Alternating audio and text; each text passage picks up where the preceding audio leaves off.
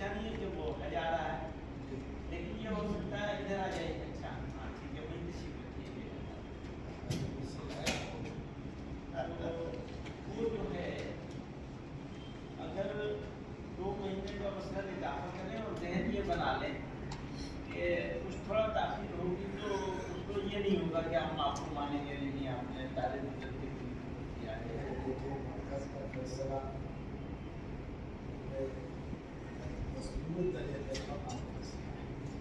اس کے بعد آپ نظر انداز کریں گے کہ مصنوعی فیصلے سے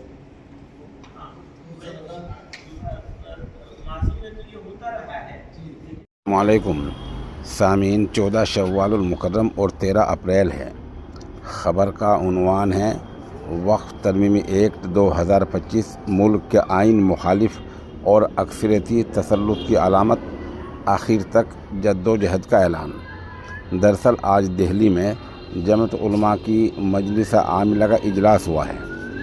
جمعیت کا تعلق چونکہ پورے ملک سے ہے اور جمعیت اپنے طور پر نہ صرف ملک بلکہ عالمی سطح کی تنظیم ہے، اس لیے پوری خبر کو پڑھ دیتا ہوں. جمعیت علماء کے دفتر سے جو پریس اعلان جاری ہوا ہے اس کی سرخیاں یہ ہیں. مجلس عاملہ جمعیت علماء ہند نے حکومت ہند سے مطالبہ کیا کہ وہ اس قانون کو فوری طور پر واپس لے اور پرامن مظاہرے کو روکنے سے باز آئے. مجلس عاملہ نے اتراکھنڈ میں مدارس کے خلاف کارروائی، یکساں سول کوڈ، بلڈوزر کارروائی کو آئین مخالف عمل قرار دیا. فلسطین کے معاملے میں بھارت سرکار سے مداخلت کی گزارش کی. جمعیت کی رواں ممبر سازی کی مدت میں بھی توسیع. اب آپ خبر تفصیل سے سنیے. جمعیت علماء ہند کی مجلس عاملہ کا انتہائی اہم اجلاس آج مولانا محمود اسد مدنی صدر جمعیت علماء ہند کے زیر صدارت بمقام مدنی ہال ITO نئی دہلی میں منعقد ہوا، جس میں وقف ترمیمی ایکٹ 2025 اتراکھنڈ میں مدرسوں خلاف سرکاری کارروائی، یکساں سول کوڈ کا نفاذ اور فلسطین میں نسل کشی جیسے دور حاضر کے سلگتے ہوئے مسائل پر تفصیل سے تبادلہ خیال ہوا اور اہم فیصلے کیے گئے. ساتھ ہی نئی ممبر سازی کی تاریخ میں توسیع بھی کی گئی. اجلاس مجلس عاملہ میں ملک بھر سے جمعیت علماء ہند کی مجلس عاملہ کے اراکین و مدعوین خصوصی شریک رہے اور کئی اہم مسائل پر تفصیلی رپورٹیں پیش ہوئیں. اجلاس میں عام طور پر وقف ترمیمی ایکٹ کی خامیاں اور اس کے پس پشت مقاصد پر گھنٹوں بحث ہوئی. سب سے پہلے وقف کے تحفظ سے متعلق جمعیت علماء ہند کی جدوجہد پر مبنی ایک رپورٹ پیش کی گئی. اس کے بعد صدر جمعیت علماء ہند مولانا محمود اسد مدنی نے اس قانون پر روشنی ڈالتے ہوئے کہا، ہم یہ سمجھتے ہیں کہ قانون ملک کے دستوری معاہدے کی خلاف ورزی ہے اور آئین ہند سے ٹکراتا ہے جو اکثریتی تسلط قائم کرنے کے لیے لایا گیا ہے. یہ صرف ایک قانونی مسئلہ نہیں بلکہ انصاف اور اصول کا معاملہ ہے. ہم نے اس طرح کے ظلم اور ناانصافی کے خلاف پہلے بھی لڑائی لڑی ہے اور آئندہ بھی لڑیں گے. اس ملک کی بنیاد جن اصولوں پر رکھی گئی تھی وہ برابری، انصاف اور آزادی کے ضامن ہیں. ایسا محسوس ہوتا ہے کہ آج ان بنیادوں کو متزلزل کرنے کی کوشش ہو رہی ہے. میں چاہتا ہوں کہ میرے یہ الفاظ صرف سنے نہ جائیں بلکہ محسوس بھی کیے جائیں. یہ میری کمیونٹی کے درد اور جذبات کی ترجمانی ہے. امید ہے کہ ملک کی قیادت، میڈیا اور عام لوگ اس آواز کو سنیں گے اور اس پر سنجیدگی سے غور کریں گے. اس موقع پر جمعیت علماء ہند کی مجلس عاملہ نے وقف ایکٹ کے خلاف تجویز منظور کرتے ہوئے کہا، یہ ایکٹ آئین ہند کی متعدد دفعات 14، 15، 21، 25، 26، 29 اور 301 کے خلاف ہے. اس کا سب سے نقصان دہ پہلو وقف بائی یوزر کی تنسیخ ہے، جس سے تاریخی مذہبی مقامات کے وجود کو خطرہ لاحق ہو گیا ہے. سرکاری رپورٹ کے مطابق ان کی تعداد 4 لاکھ سے زائد ہے. مرکزی وقف کونسل و ریاستی وقف بورڈ میں غیر مسلموں کی شمولیت، مذہبی امور میں کھلی مداخلت اور آرٹیکل 26 کی صریح خلاف ورزی ہے. یہ قانون اکثریتی تسلط کی علامت ہے جسے ہم سختی سے مسترد کرتے ہیں. مجلس عاملہ واضح کرتی ہے کہ موجودہ حکومت دستور کی روح اور آئینی معاہدے کی خلاف ورزی کر رہی ہے.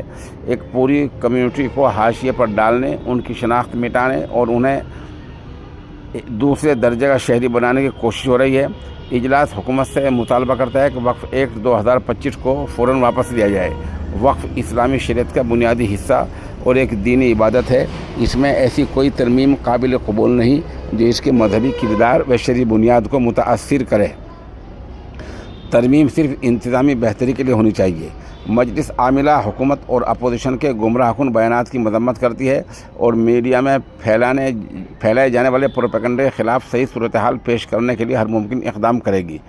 ये भी वाज़ेह किया जाता है कि पुरअमन एहतजाज एक आइनी हक़ है। एहतजाज रोकना, कानूनी कार्रवाई करना या तशद्दुद का सहारा लेना काबिल मज़म्मत है, जबकि एहतजाज के दौरान तशद्दुद करना भी अफसोसनाक है। ऐसे अनासिर वक्फ तहरीक को कमज़ोर कर रहे हैं। मजलिस आमिला जमीयत उलमा हिंद का ये इजलास उत्तराखंड में दीनी मदारिस को सील करने के सरकारी इक़दाम को आइन की शदीद खिलाफ वर्जी करार देता है और इसकी सख्त मजम्मत करता है। दीनी मदारिस आज़ादी के बाद से ही आज़ादाना हैसियत में कायम है और आइन हिंद की दफ़ा 30 के तहत सभी तबक़ात को ऐसे इदारे कायम करने का हक़ हासिल है। हाल ही में सुप्रीम कोर्ट ने भी इस आइनी हैसियत को तस्लीम किया है।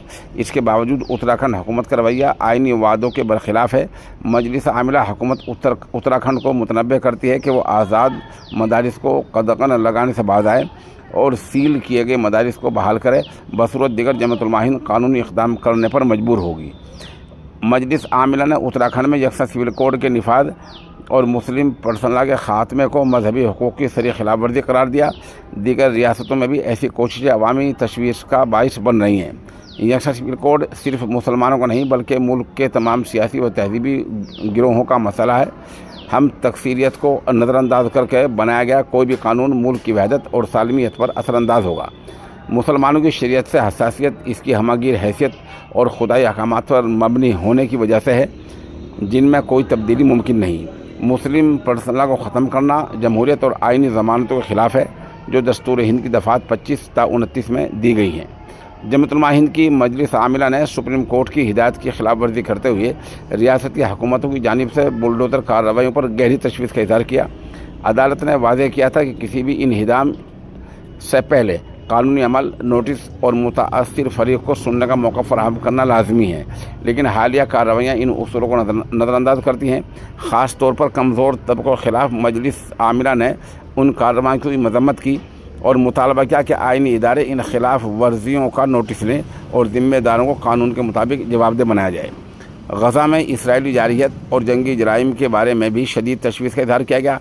मजलिस आमिला ने इसराइली इक़दामात को इंसानियत के ख़िलाफ़ संगीन जुर्म करार दिया और मुतालबा किया कि वो इंसानी बुनियादों पर फौरी मुदाखलत करते हुए जंग बंदी को यकीनी बनाने में फ़आल किरदार अदा करे, बिलखुसूस ज़ख्मी फ़लस्तीनियों के इलाज और मुआलजे के लिए ठोस और मौसर इक़दामात करे और गज़े में महसूर फ़लस्तीनी अवाम तक बुनियादी इंसानी ज़रूरियात पहुँचाने की हर मुमकिन कोशिश की जाए। जमीयत उलमा हिंद की मिंबर साजी मुहिम में तोसी की गई है, जिसका दौरानिया पहले 1 अप्रैल को ख़त्म हो रहा था, अब 31 जुलाई तक बढ़ा दिया गया है और मकामी व ज़िली इंतख़ाबात 1 अगस्त ता 31 अगस्त तक भी होंगे, जबकि सूबाई इंतख़ाबात 1 सितंबर ता 30 सितंबर के दौरान होंगे। मजलिस आमिला ने इस मौके पर मौलाना सिद्दीकुल्लाह चौधरी के दामाद मुफ्ती लियाकत अली कासमी और मौलाना ग़ुलाम कादिर साहब के जवासाल फर्जंद जनाब अब्दुल रशीद बांडे, मौलाना याह्या करीमी मेवात की वालदा मोहतरमा के इंतकाल पर भी ताज़ियत का इज़हार किया। इब्तिदा में नाज़िम उमूमी जमीयत उलमा हिंद मौलाना मोहम्मद हकीमुद्दीन कासमी ने साबिक़ा कार्रवाई की ख़वानगी की।